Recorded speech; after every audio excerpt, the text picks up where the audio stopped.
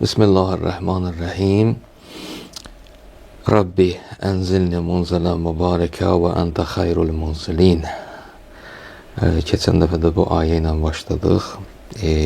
Söhbətimizin bərəkətli olmasına görə Allahdan Allah bir şeyə bərəkət verəndə elə bütün həmin işlər hamısı bərəkətli olur da. Elə o cəhətdən istəyirik ki, söhbətimiz də bərəkətli olsun. O bərəkətin içində mənfəət də var, fayda da var, müəyyən müsbət təsirlər də var.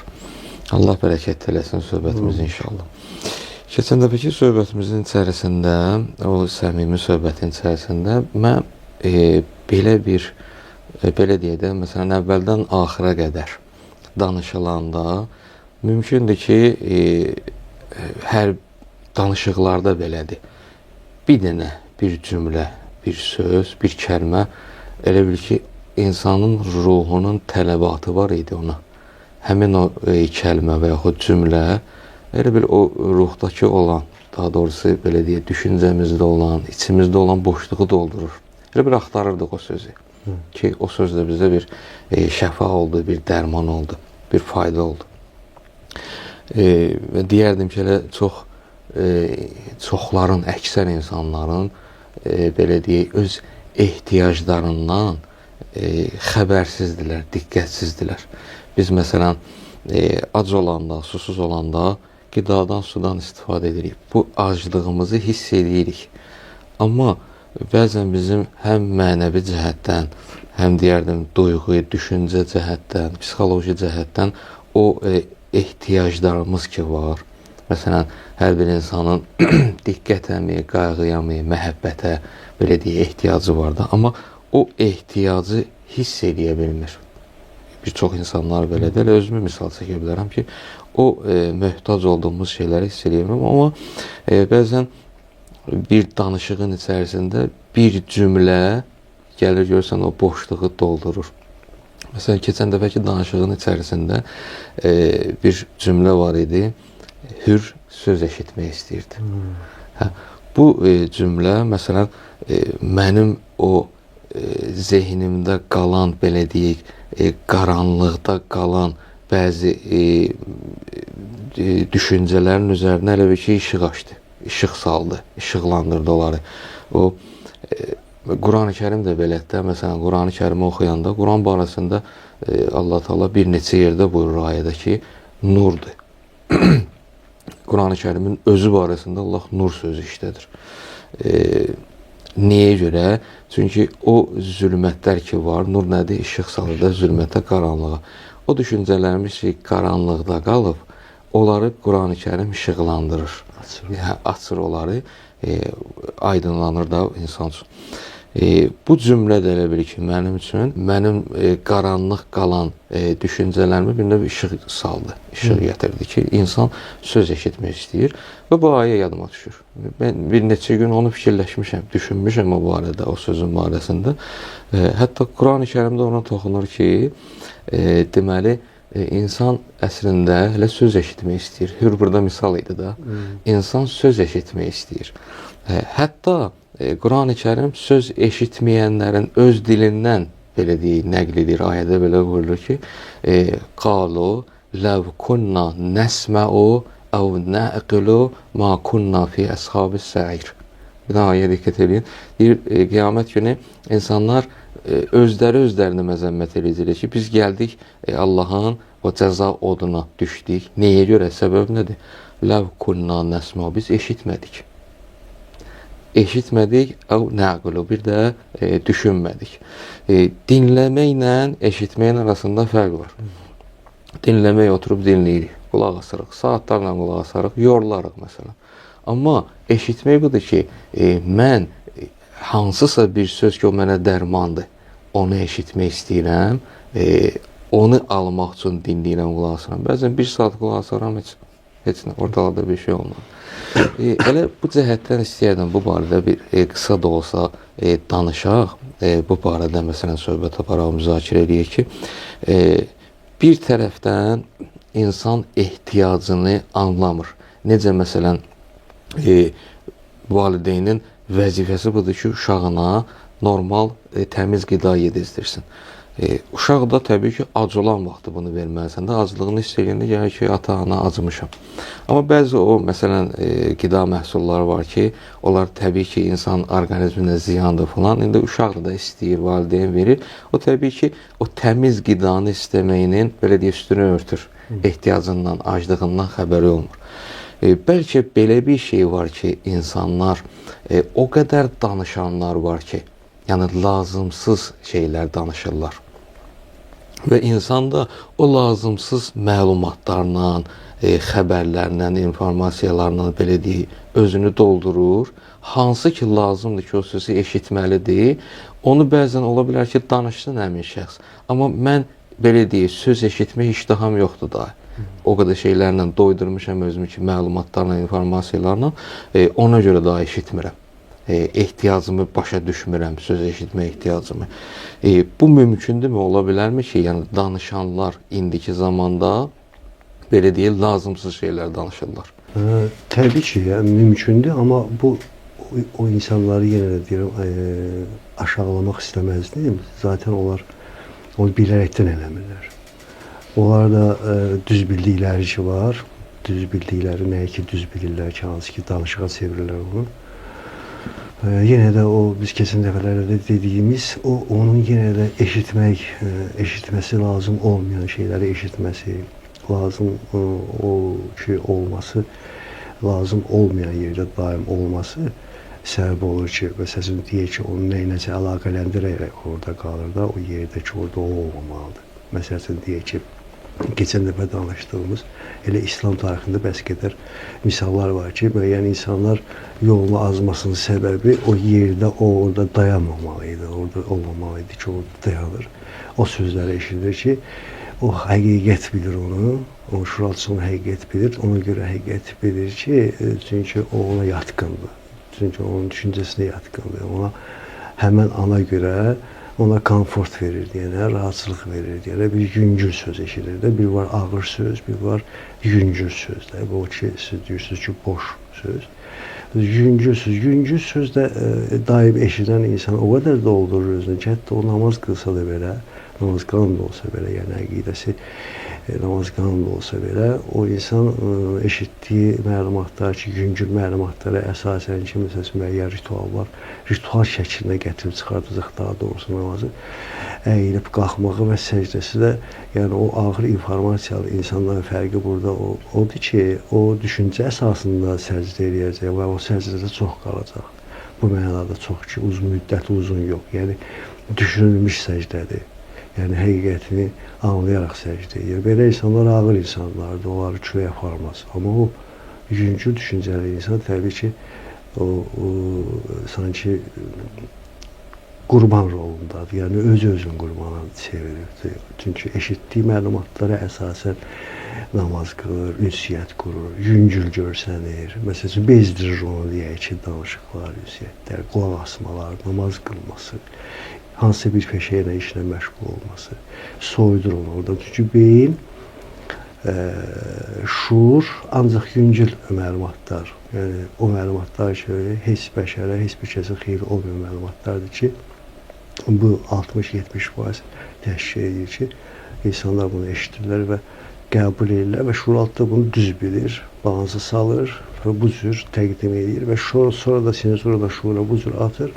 Bu cürdə insan şuurlu şəkildə hərəkətdə olur və elə başa düşür ki, düz eləyir və düzdür və bu danışıq daha düzdür. Bu danışıq cəmaata daha yatqındır, amma cəmaat içində heç olmayıb. Yəni, insanlara nə yatqın olub, nə yatqın olmamağını bizlər üçün insanlar, başqa bir insanlar təyin edirlər ki, bizdən daha çox nə yatqındır. Yəni, onu biz üçün o insanlar təyin edirlər ki, onların bir çoxu siz deyən ki, məsələn, öz düşüncəsinə, öz məlumatına, işte məktəbdə oxusa, təhsil alsa, hansısa bir ustad yanında da təhsil alsa, o hansısa bir qulağını yumacaq. Yəni, o maddi qulaqlarıyla qulaq asacaq, amma eşitməyəcək. Yəni, eşidəcək o şeyləri ki, o yerini eşidəcək ki, o yer ona sərf edir. Çünki onun məlumat bazası o şeylərə yatqındır ki, onlar ancaq, onların titreşimi ancaq onu meyillərinə, yəni həvəsinə və meyillərinə və xoşuna aiddir. Ona görə eşitməyəcək bu həqiqətə gələn bir şeylər ki, o eşitməyəcək. Aydın oldu bu tərəfi məsələnin. Bir dənə də bir elə keçən dəfəki mövzu barəsində bir sual var idi. Onun barəsində mən biraz özüm üçün düşünmüşəm. Amma sözlərdən eşitmişəm. İnsan məsələn boğazı ağrıyanda bir var bunun bu tərəfdən səbəbi budur ki, məsələn soyuq dəymə, soyuq su içib boğaz ağrır. Bəzən də məsələn soyuq su içməyib falan boğaz ağrısı var. Deyirsiniz, söz boğazında qalıb. Ona görə o bizdə el dilində də belə işlənir bu söz deyirlər ki, sözüm ağzımda qaldı. Belə. Düşünürəm bu barədə ki, yəni necə ola bilər ki, söz məcazdır da, yəni bu maddi bir şeydir. Bu gəlib boğazda necə ilişib qalıb oranı ağrıda bilər ki, o orqanı ağrıda bilər. Amma belə məntiqlə belə bir şey gəldi zehnimə ki, hamımızın başına gələn bir şeydir də bu. Söz, məsələn, insan sözünü deyə bilməyəndə deyir ki, məsələn, bir sirdir, ürəyində saxlayıb, deyir ki, bu sözü getdim, məsələn, dedim, biraz yüngülləşdim. Bu söz həyəcan gətirirdi, məsələn, yükləyir də insan özünü yükləyir. Əgər bu insanın ürəyinə təsir qoyursa söz içərdə, bu tərəfdən məntiqlə belə anlaşıldı ki, deməli boğazında da qalanda söz gəldi, boğaza qədər demədin, boğazda ağrı yaratdı. Öskürdəcək. Bu necə baş verir? Bu biraz istəyərdim belə bu barədə danışaq və davam edəyik. Çox vaxtlarda özünü sübut elədən bu xüsusiyyəti aktivləşir insanda. O mütləqdir o sözü deməlidir. Deyək ki, susqunluq ondan üstündür. Deyək ki, susqunluqla da söz çatdırmaq olar. Deyək ki, hardasa o boğazında qalması bunun bir çox hallarda, demək olar ki, bütün hallarda sözü boğazında qalan insan sübut axtarır. Sanki yəni, deməliyəmiş kimi, yəni bu oyunda bir vəzifə, mütləq deyilməlidir. Yəni ona görə qıcıq verir ona. Yəni qıcıq da ki, təbii ki, yəni fizioloji təsir qoyaraq haranı qıcıqlandıracaq? Səs tellərini. Səs telləri də nəyə səbəb olur? Öskürəyə səbəb olur. Və öskürəcək və yaxud da boğazı ağrıyacaq və yaxud da burunda xacaqçıq soyuq olub, buna qrip olub. Amma fəlsəfəsi var çünki maksimum duyğusallıq yaşayır, maksimum yaşayırız da və danışmaq istəyir, sözünü, fikrini çatdırmaq istəyir. Burada özünü sübut eləmək var da, yəni burada bilə-bilə eləmir. Bu insan tam şural deyil bunun ki, təbii ki, şuuru heç kəs özünü sübut eləməyin fərqində deyil. Bu şuuraltı sübut eləmədir ki, bu xəstəliklərə səbəb olur da. Çünki içi insan sözlə doludur, deyənə bayaq dediyimiz mövzu var ki, sözlə doludur deyənə, sözləri ifadə eləmədikcə, sözlər olsun içəridə, yəni xeyirli bir, yəni məhfum deyil deyənə, xeyirsiz bir məhfuma çevrilir. Olur xəstəlik. Məsələn, deyək ki, sözünü deyir, eşitmirlər. Deyək, söz danışır, eşitmirlər və inciyib küsmə xüsusiyyəti aktivləşir.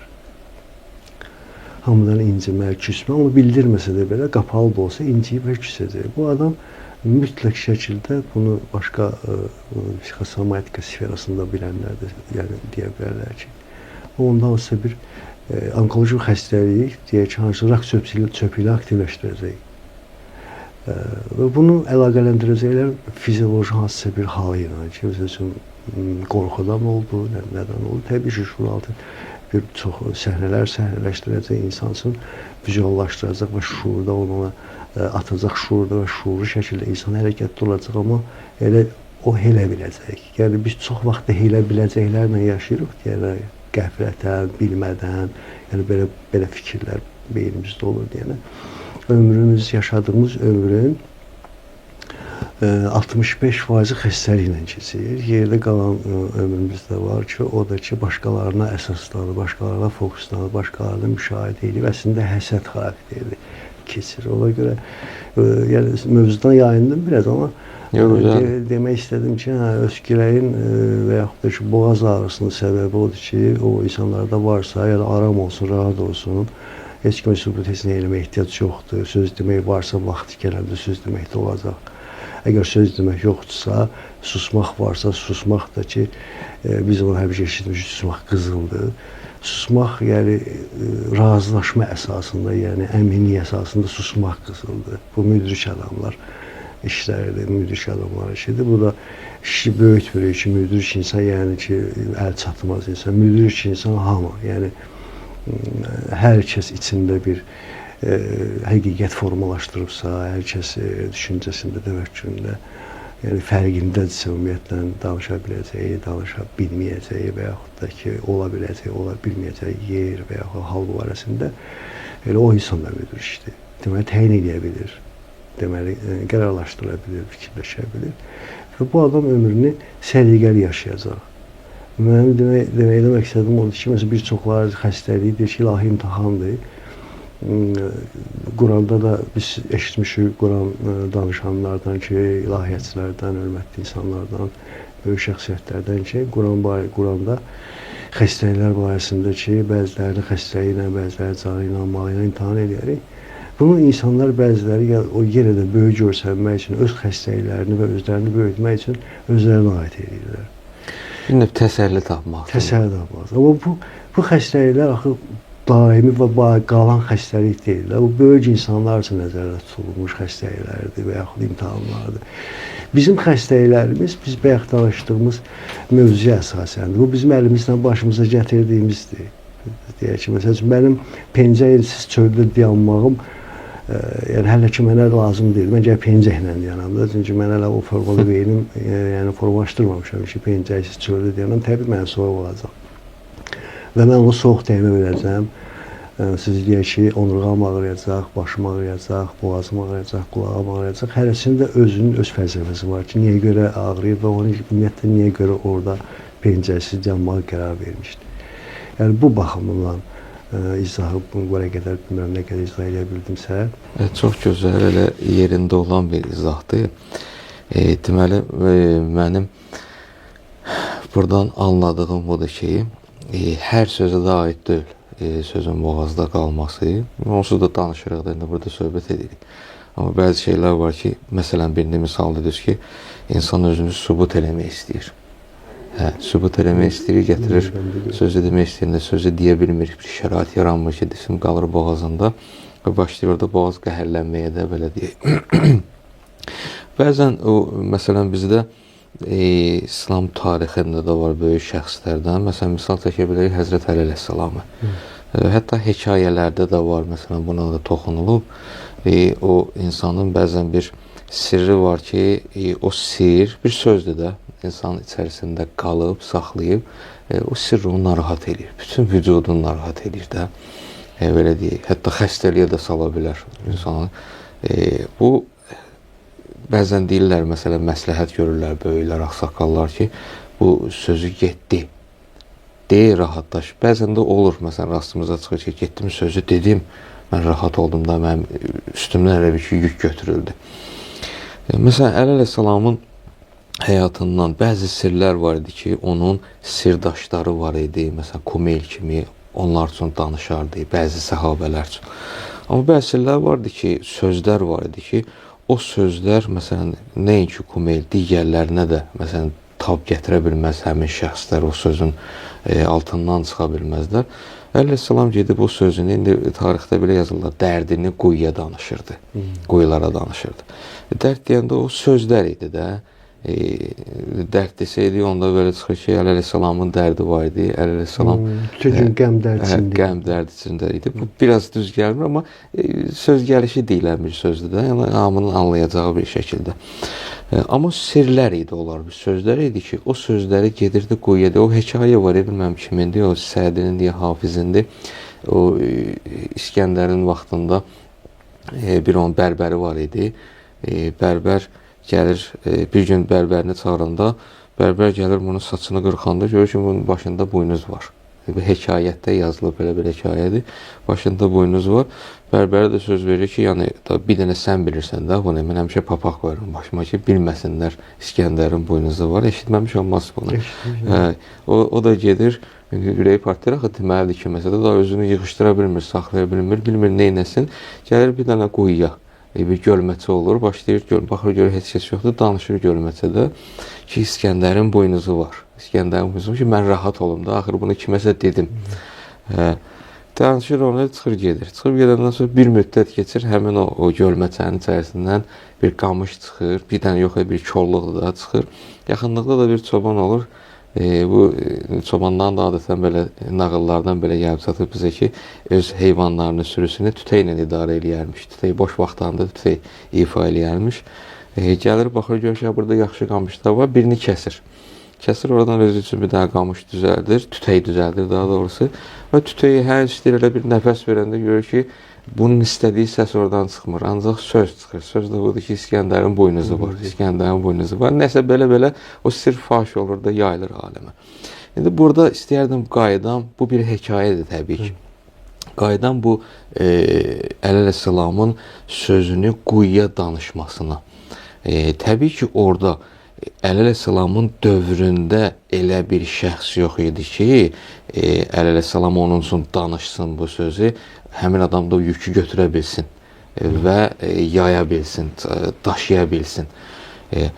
O dövrdə yox idi, amma mümkün deyil ki, o zamandan sonraki gələn əsrdə, ondan sonraki zamanlarda, indiki dövrdə elə bir şəxs olsun da, yəni mümkün deyil. Dünyada bəşəriyyət arasında mümkündür ki, bir nəfər də olsa var. Bəlkə burada belə bir şey var idi ki, düzdür, mənə ona bu barədə həm elə söz eşitmək istəyirəm, həm də axtarıram, özüm üçün axtarış edirəm ki, suyun özünün iki yaddaşı var, bunu dində deyir, bugünkü elmdə təsdiqləyir bunu. Bir çox şeylərin yaddaşı var ki, ən çox üstündə dayanılan şeylərdir ki, torpağın özüdür, suyun özüdür, insanın qanının özündə, mayedən ibarətdir də qan özü də. Və bir nə daşın özüdür, ağacın özüdür, təbiətin falan. Bunların yaddaşı var ki, onlar müəyyən məlumatı müəyyən qədər, nə qədər vardılar, saxlaya bilirlər. Hətta ötürmə qabiliyyətləri də var, ötürürlər. Əleyhisselam bəlkə də burada öz o sözünü ki, insan ki, həmin vaxtı yox idi, onu daşıya biləcək insan, suya danışıb, o su vasitəsilə bəlkə ötürürdü, belə deyib, kainata, bəşəriyyətə ki, zamanı gələndə, yəni bu söz əlinin qəlbində qalmasın, yayılsın. Çünki söz Allah tərəfindən vəhiy gəlibsə, bu tək Peyğəmbərin özü üçün deyildir ki, Peyğəmbərə bu ki, biz sənə Quranı nazil edik ki, insanlar üçün bəyan eləyəsən, çatdırasın. Yəni, bu bütün insanların haqqıdır, insanlara çatdırılmalı. Əleyhisselamın da əgər dəyərli bir, faydalı bir, mənfəətli bir söz qəlbində varsa, bugün baxırıyor ki, əhli yoxdur, bugün onu həmin vaxtda suya danışır ki, o su vasitəsi ilə gələcəkdə, məsələn, 1 il sonra, 5 il sonra, 1 əsr sonra, 10 əsr sonra insanlar o su, həmin o enerjiyi, belə deyək, o sözü çatdırsın insanlar. Mümkündürmü ki, belə olsun? Təbii ki, bu cür nədir? Siz deyən kimidir. Çünki Əleyhisselam təbii ki, dərdi, qəmi, yəni bu sferadakı qaçsın, qoyun ora desin, belə bir kişiyə, yəni bəşəriyyətdə, yəni ondan üstün belə bir kişi olmayıb, olmayacaq. Yəni belə bir kişinin bu qədər dərdi olsun və onda biz nə ayıraq? O deyir, yəni təbii ki, o quyunu qazmaqda məqsəd birincisi xidmət idi. Ki, quyunun suyuna istifadə olunacaq. O bir quyu deyil, o yüzlərlə deyəm, quyular idi ki, hansı ki, Həzrət Əleyhisselam o məqsəd yönlü şəkildə qazmışdı. Yenə deyirəm, birincisi xidmət idi, ikincisi məlumat idi. Bu məlumat ki, siz deyən məlumat ki, informasiya ötürməyiniz ki var idi. Onu nəinki gələcəyə ötürmək məsələsi ki var ki, məndən sonra kimsə dinləsin. Yox, həqiqətə deyən elə ana məxsusdur. Çünki hər an bir elə an olaraq qalır. Və zaten Əleyhisselam kimi böyük kişilər üçün, böyük şəxsiyyətlər üçün keçmiş gələcək və an belə məhfum yoxdur. Yəni, hər nə varsa elə hindidir və özü də həqiqətdir. Və qoyduğu məlumat əslində onun titreşimi var. Bunu kvant biologları belə izah edirlər ki, bu titreşim dövriyyəyə təsir qoyur. Nəinki insanlara. Məsələ budur ki, qalaktika idarə olunmasında insanın əli var. Yəni, o insan da ki, ancaq əli ola bilər.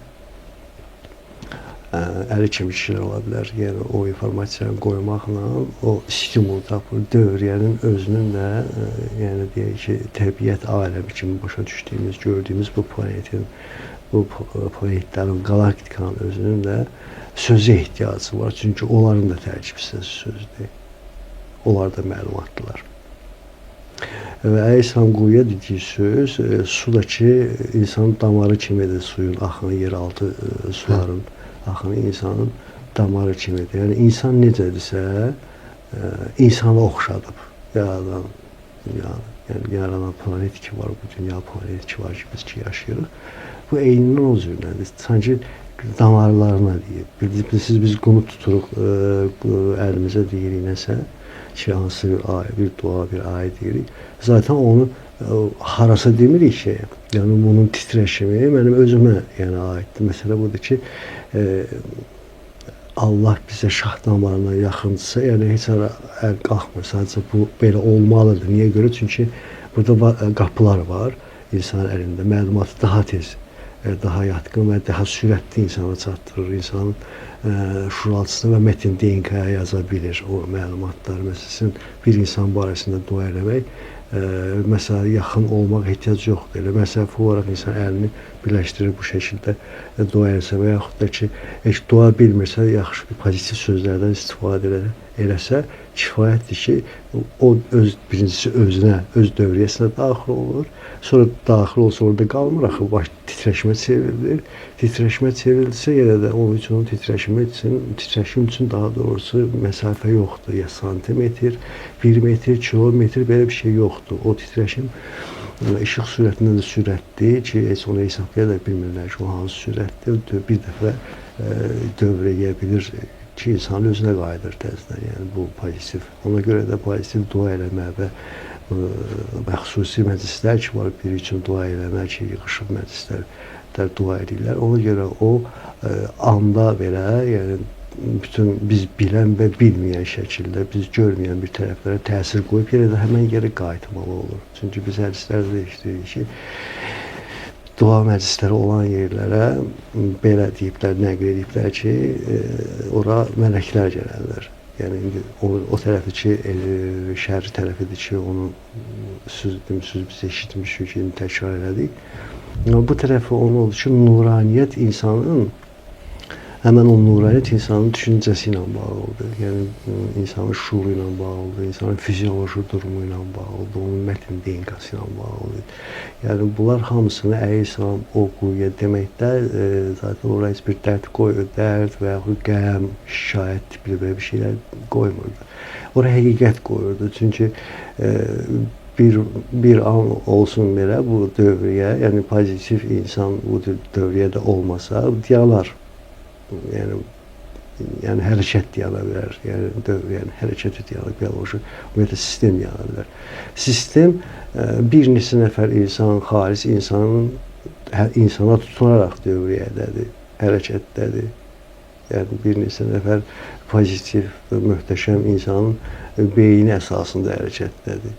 Əgər insanı dünyadan götürsün, bu dünyadan götürsələr insanı, o yəni proses olaraq, yəni mən dini sferanı demirəm, yəni proses olaraq lazımsız, dəyərsizləşir. Çünki insanın xasiyyəti, xüsusiyyəti, halı, düşüncəsi, titreşimi, onda olan məlumatlar hərəkətə gətirir. Məsələn, iqlim dəyişikliyinə səbəb hardasa nəyəsə baş verməyi deyil. İqlim dəyişimə səbəb düşüncə tərzidir. Bir yerdə biz 1000 nəfər günahsız bir insanın ölümünə səbəb, başqa bir yerdə 20 nəfər insanın negativ düşüncə tərzidir. Onun titreşimidir. Hər zaman belədir, yoxsa? Bu hər zaman belə olub, belədir və belə olacaq. Aha, hətta əminliklə. Təbii, əminliklə, bəli. Ki, ona görə də insanlar fərqində olmalıdır, düşünməlidirlər. Çünki əgər insana olan məhəbbətdə doğrudan da iddialıdırlarsa, gəlir düşünsünlər, yəni hörmət, həmişə qisas var, həmişə deyək ki, təhqir var, həmişə bunu istədiyin vaxtda, istədiyin halda edirsən onsuz da. Amma buna rəğbən dayanmalısan, düşüncəvi dayandırmalısan, heç olmasa ki, yəni mənim sistem dağılır, deyil məsəl. Mənim öz ailə strukturum dağılır. Bura nə səbəbdir? Mənim düşüncəm səbəb. Elədir, mənim düşüncəmin titreşimidir. Buranı da dağılır, qonşular da dağılır. Məsəl üçün, sədəqə baxımından və yaxud da kömək baxımından 40 qonşudan xəbərdar olub yatmaq lazımdır. Belə bir demişsiniz də, səhv etmirəmsə. 40 qonşudan xəbərdar ol. 40 qonşudan qapı-qapı düşməsən də belə, yəni o insan barəsində düşünmək belə, 40 siz düşünsünüz, 40-ını mən düşünsəm, məsəfi olaraq dünya xoşbəxt olur da, dünya planet, ümumiyyətlə dövriyyə xoşbəxtlik məlumatı ilə məlumatlanır. Orada iqlimdə heç bir dəyişiklik baş verməyəcək. Elə bir dəyişim ki, insana sanki təsir qoyur. İnsana təsir qoymur, insan ondan təsirlənir, xəbəri yoxdur. İnsanın içi təvazökardır. İnsanın həqiqəti, xəmiri həqiqətlə yox olub deyərək, o təvazökardır. O təsirlənir görülən şey, amma nəyə görə təsirləndiyini bilmir. O narahatçılığı onun iqlimdə, siz deyək ki, yeraltı baş verən təkanlar, zəlzələlər və yaxud da ki, hansısa bir təbii fəlakətlər, bunlar təbii fəlakət kimi görürsən, bu fəlakətin səbəbkarı var da, hikmət əsasında baş verir, heç neysə elə belə baş verir. Deməli, burada insan faktoru əsas önəmlidir ki, yəni bunu demək istədim ki, buna rəğbət insan susmağı bacarmalıdır. Bir var negativə deyən susmaq hikkəsindən, bir var ki, razılaşıb susmalıdır. Yəni bu razılaşma o lazım deyil ki, hansı universitet oxusun, akademiya oxusun, bir elm əldə eləsin. O elə özü elmin özüdür. Özü dərk eləsə ki, başa düşsə ki, elm özüdür. Çünki başqa halı, yəni başqa cür hal ki var onda, o özü də elmdir. Hətta negativ hərəkətlər ki var ki, qeyri-adekvat görsən hərəkətlər var. Onlar da hesablanmış hərəkətlərdir. Onlar da elmə deyilir. Amma düzdür, səhvdi ilə işimiz yoxdur. İşim yoxdur daha doğrusu.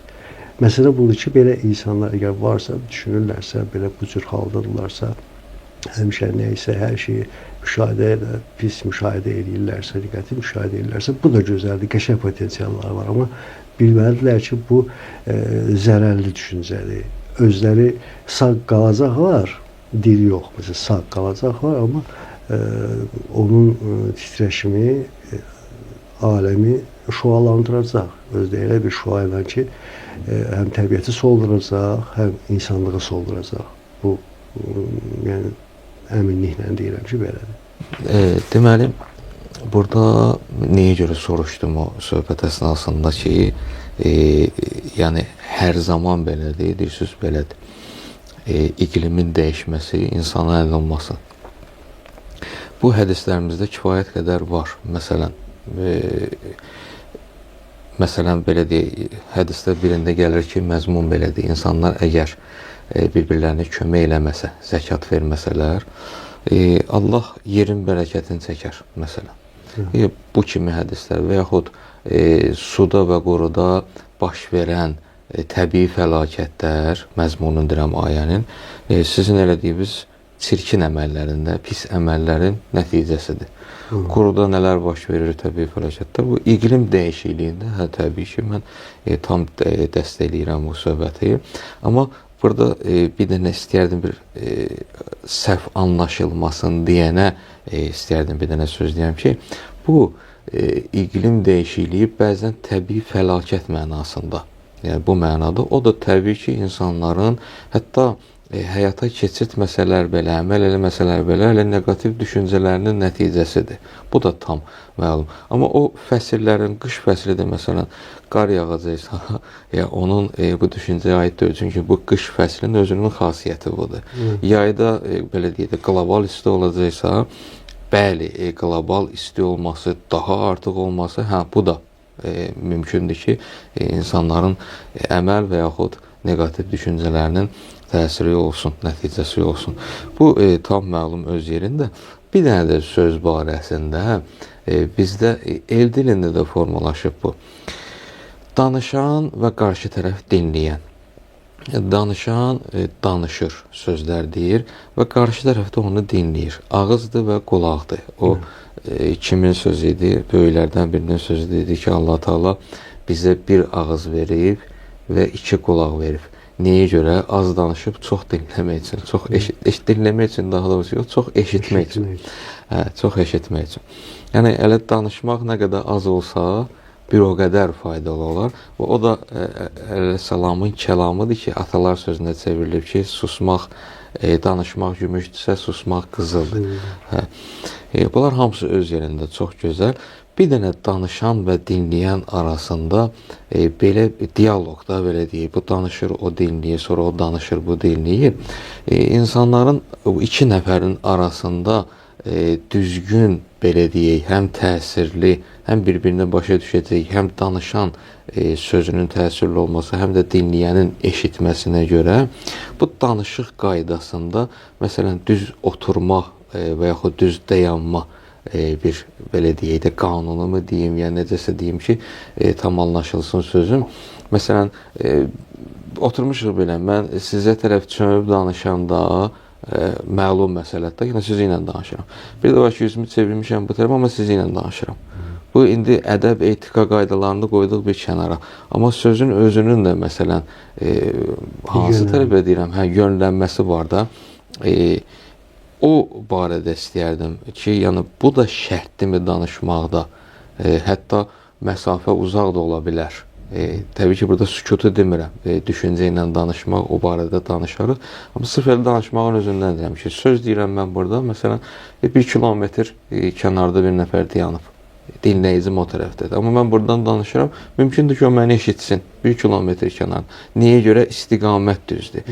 Bunu istəyərdim biraz danışaq ki, o necə baş verir bu? Deməli, söz mütləqdir ki, istiqamət olaraq, deyək, söz danışırıbsa, əgər ədəb qanunlarındandır ki, dediyin adam kimə kimi müraciət edəcəksən və yaxud da kimə söhbət edəcəksən, ona yönlü şəkildə danışırsan. Amma bu danışıq tək o demək deyil ki, onunla danışırsan.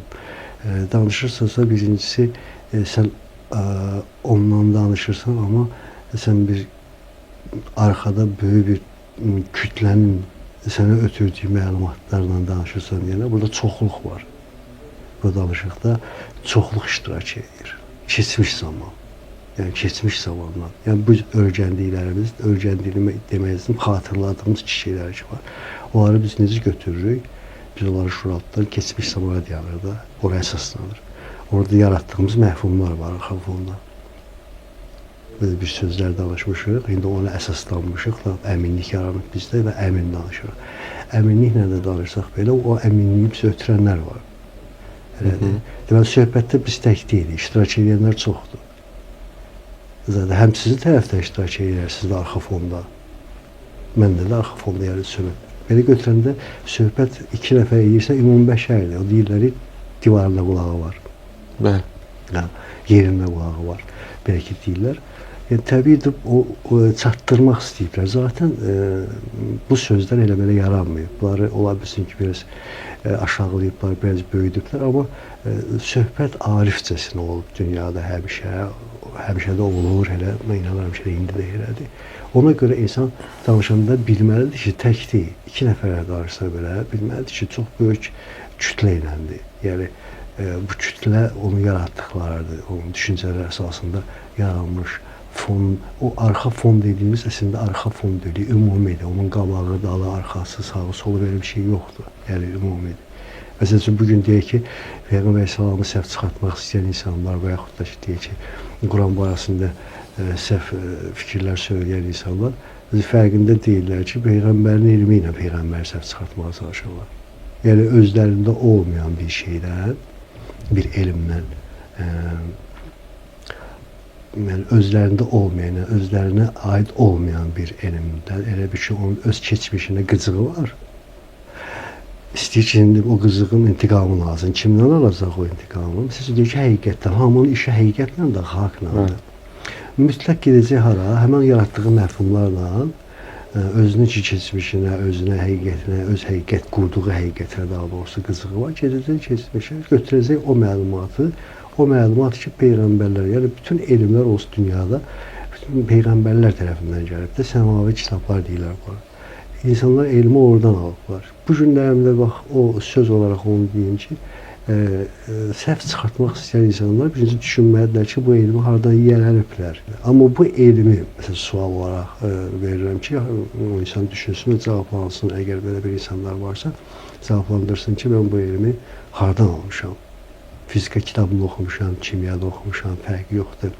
Hansı universitetdə öyrənmişəm. Zaten bunun bilgisi var da bu elmin. Çox möhtəşəm. Elə bil belə deyək də, məsələn bəzi insanlar var ki, Allah inkar eləyirlər. İnkar sözlə də deyirdim məsələn, nəuzu billah deyir, Allah yoxdur. Verdiyi sözdən o sözü o verib sənə, həmin sözdən istifadə edirsən. Həmən elmdən istifadə edirsən. Sən də elmi də kimdən söylənmirsən, o kim də ola bilər zəncirvarı yenə gedib çıxır vəhiyyə. Lap keçsin məsələn deyək ki, bugün Einsteinlə danışırıq. Bütün bəşərin hörmət etdiyi bir şəxsiyyətdir də.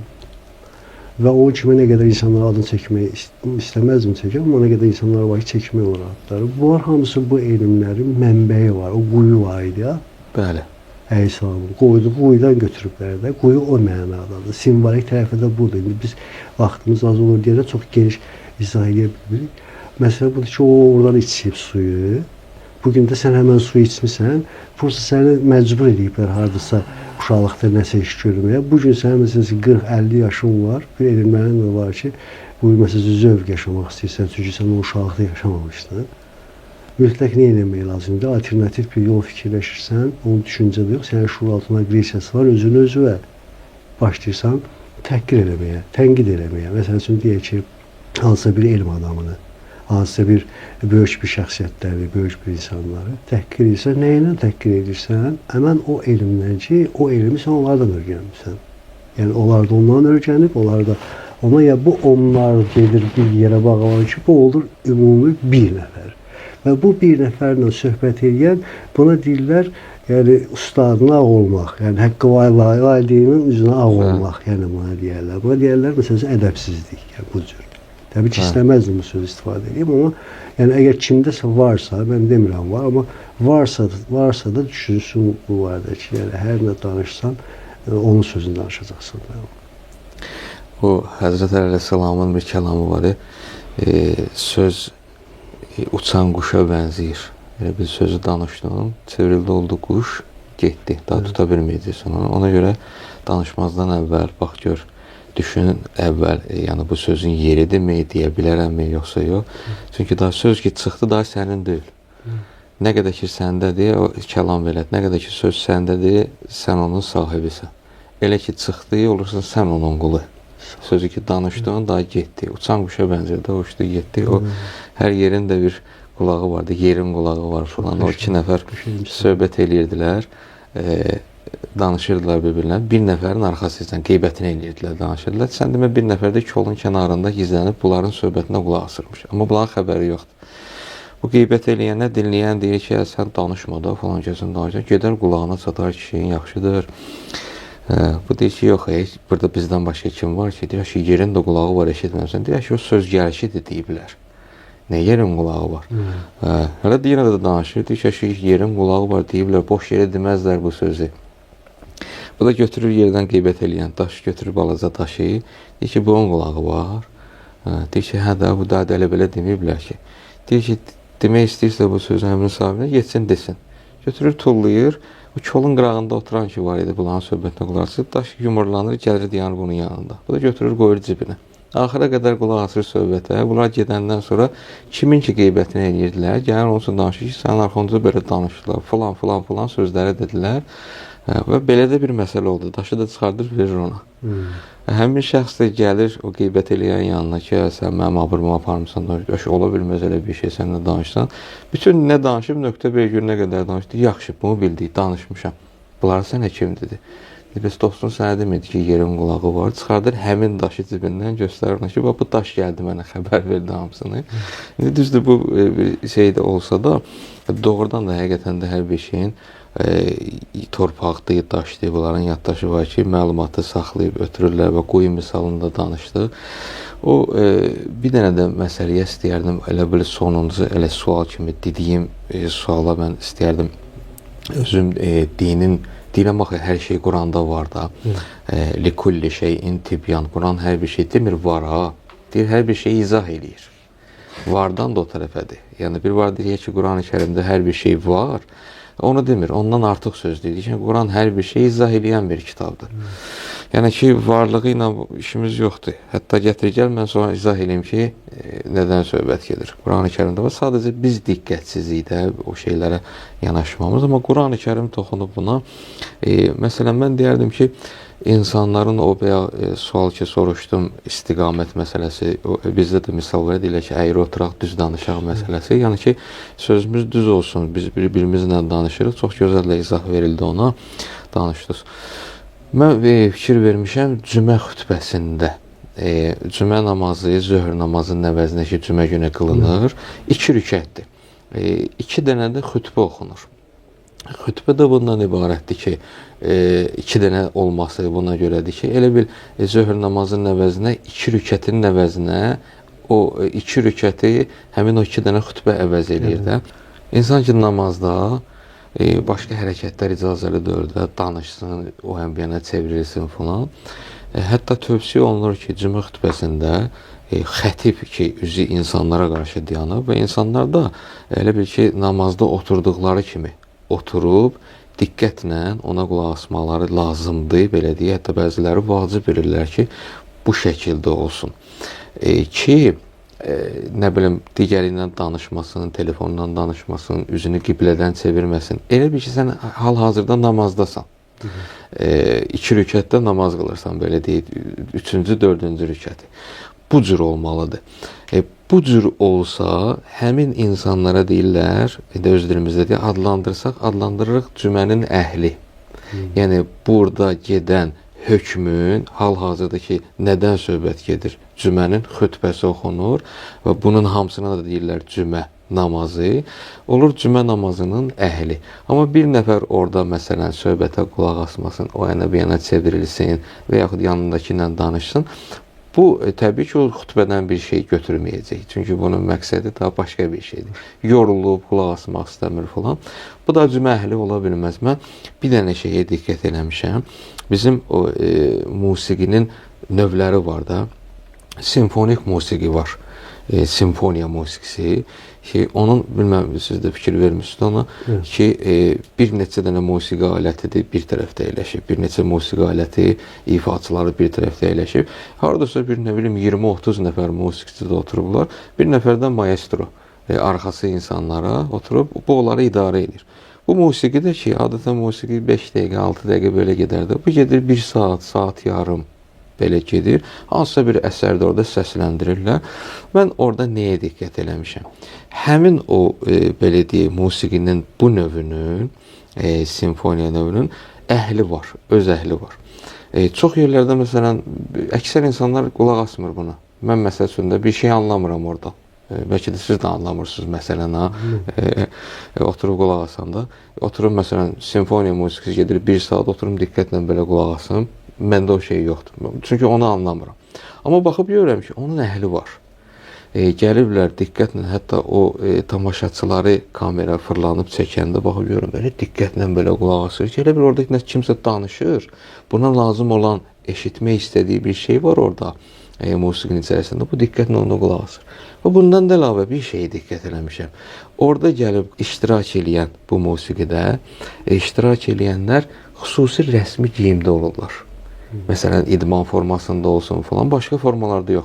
Kostyumdur, ağ köynəkdə, hətta qalstukdan istifadə edirlər falan. Elə bir orada bir dənə həmin musiqinin iştirakçılarından əlavə dinləyicilərində hamısı eyni bir aurada olur. Bir bütövlük olur burada, belə deyək. Onu mən oradan baxıb görmüşəm. Baxıb görmüşəm ki, əslində dində də bu şey var. Məsələn, misal çəkdiyim cümə xütbəsi ki, hamı üzü xətibə, xətibin də özü insanlara ki, diqqətlə qulaq asıb. Burada amma gəlib o aura pozulanda, görürsən, 1 nəfər, 2 nəfər bu auranı pozanda, düzdür, o belə cümənin o aurası pozulmur. Amma həmin şəxs özünü oradan çıxardır, belə deyək. Amma qulaq asanlar, dinləyənlər, təbii ki, həmin o istiqamət ki var, xətib özdə biraz hündür bir yerdə dayanıb və insanların hamısını görür. Orada onun sözü ta əvvəldə belə deyim, minbərin yanında oturandan ta axırdakına qədər eyni şəkildə istər səs tonu ilə, istər sözün anlaşılması ilə hamı eyni şəkildə də başa düşür. Nəyə görə? Çünki orada bir dənə nizam-intizam var. Necə bu simfoniya musiqisində var. Burada da bir dənə nizam-intizam var ki, o nizam-intizam danışıq, ədəb qaydalarına, qanunlarına riayət eləyəndə həm sözün təsiri olur, həm sözün dəyəri olur, həm sözün mənfəəti olur, həm də sözün mənası anlaşılır. Ki, o cəhətdən mən istədim deyəm və zehnimə də bu gəldi ki, hətta bizim dinimiz buna da önəm verir. Bu toplum bu istəyir hansı sferada olur olsun. Çünki toplum bu təbii ki, orada bir neçə nəfər insanın sağa sola baxması, məsələn o simfoniya keçirdiniz ki, orada insanlar oturub qulaq asırlar, müşahidə edirlər. Orada görürsünüz bir nəfər durub gedəndə, məsələn bir neçə nəfər adamı narahat edir. Bunun rahatsızlığı təbii ki, davamiyyətli olur. Və cümə namazı olsun və yaxud da ki, din toplumlar olsun ki, orada nizam-intizam mütləq şəkildə lazımdır. Çünki orada bir bədən formalaşır, bir insan. Sən də o hüceyrəni bilirsən. Və bu hüceyrə biri çatışmayanda, ikisi çatışmayanda bu natamam olur. Yəni, bu insan, bu kamil insan ki, yaradılır həmin o vaxtdır. İnsan formalaşır, insana oxşayan bir şey formalaşırsa, kamil bir şey formalaşacaq. Mütləqdir ki, əgər varsa, oturmuşsansa, qulaq asırsansa, nizam-intizam da olmalıdır. O cərgə ki, deyirsiniz, o cərgə diqqət elərsiniz, biz özü İslamda bu var ki, İslamın deməli cümə xütbəsi olsun, ümumiyyətlə xütbə olsun, istəyir, hansısa bir məclis olsun, orada oturuş qaydasına diqqət eləmə, təbii ki, qarşı tərəfə nəzərə almalıdır ki, danışan xətibdəki saatı, dəqiqəsinin ki, insan nə qədər o qədər otura bilər ki, o nizam-intizam təşəhhüd vəziyyəti ki, var, oturuş o cür olmalıdır. Onu diqqətlə belə qıraqdan baxanda hüceyrələrin oturuşuna oxşuyur. Bizim danışdığımız da deyəməsi danışır, xətib danışır və biz də alırıq da o məlumatı götürürük. Formalaşır, eyniləşmə gedir. Olur bir insan.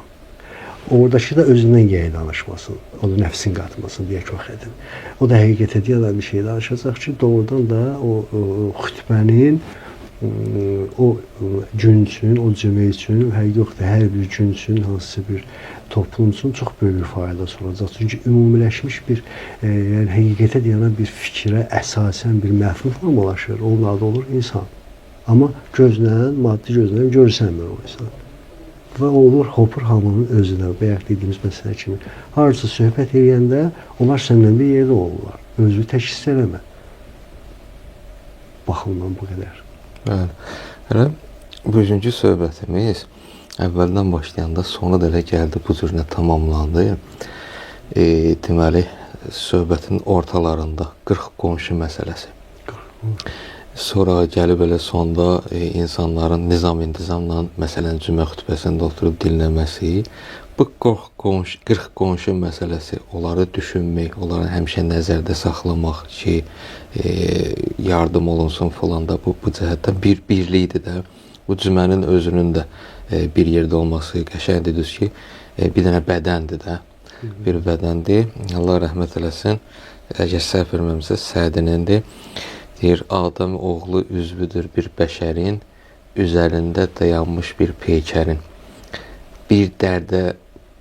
Bir üzvə dərd gətirərsə rozigar, o biri üzvlər də tutmaz qərar. Qəlbində dost ağrısına yoxsa qəm, layiq deyil adın deyilə Adəm. Əgər qəlbində dost ağrısına, insan ağrısına, acısına bir səndə narahatçılığı yoxdursa, daha da sağlardan bir dörsən, sən özü oradan ayırmısan. Hələ söz barəsində danışdıq, çox gözəl elə tamamlanır ki, o cümədən nizam-intizam olarsa, hamı üzü xətibə dayanıb olarsa, bu özü bir dənə bədəndir və orada deyilən dəyərli, hikmətli bir hədismi, ayəmi, bir sözmü, bir nəfərə yox, hamıya, bütün bədənə elə eyni şəkildə, bərabər şəkildə də paylanır. Bu olur bir dənə bütövlük, özü bütöv olan insanın da sözü bütöv olar. Allah razı olsun. Təşəkkür edirəm. Sizə də təşəkkür edirəm. Allah xeyirli, bərəkətli eləsin inşallah.